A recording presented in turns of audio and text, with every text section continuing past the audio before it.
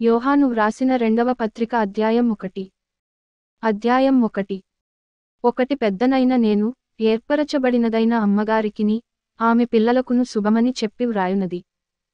2 నేను మాత్రమే గాక సత్యము ఎరిగిన వారందరును, మనలో నిలుచుచు మనతో ఎల్లప్పుడూ ఉండు సత్యమును బట్టి మిమ్మును నిజముగా ప్రేమించుచున్నాము.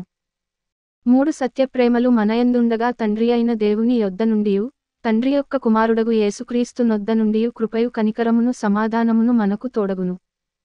4 తండ్రి వలన మనము ఆజ్ఞను పొందిన ప్రకారము నీ పిల్లలలో కొందరు సత్యమును అనుసరించి నడుచుచుండుట కనుగొని బహుగా సంతోషించుచున్నాను. 5 కాగా అమ్మా, క్రొత్త ఆజ్ఞ నీకు వ్రాసినట్టు కాదుగాని మొదట నుండి మనకు కలిగిన ఆజ్ఞనే వ్రాయుచు, మనము ఒకరినొకరము ప్రేమింపవలెనని నిన్ను వేడుకొనుచున్నాను. 6 మనమాయన ఆజ్ఞల ప్రకారము నడుచుటే ప్రేమ.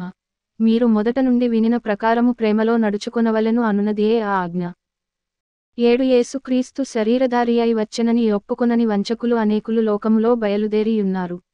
8 అట్టివాడే వంచకుడును క్రీస్తు విరోధియునై ఉన్నాడు. మేము మీ మధ్యను నెరవేర్చిన కార్యములను చెడగొట్టుకొనక మీరు పూర్ణ ఫలము పొందునట్లు జాగ్రత్తగా చూచుకొనుడి.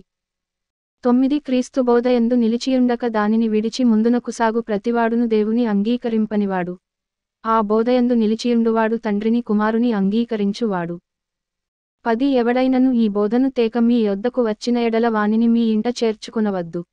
శుభమని వానితో చెప్పను వద్దు. 11 శుభమని వానితో చెప్పువాడు వాని దుష్టక్రియలలో పాలివాడగును. 12 అనేక సంగతులు మీకు వ్రాయవలసియుండియు సిరాతోను కాగితముతోను వ్రాయ మనస్సులేక మీ సంతోషము పరిపూర్ణమవునట్లు మిమ్మును కలిసికొని ముఖాముఖిగా మాటలాడ నిరీక్షించుచున్నాను. 13 ఏర్పరచబడిన నీ సహోదరి పిల్లలు నీకు వందనములు చెప్పుచున్నారు.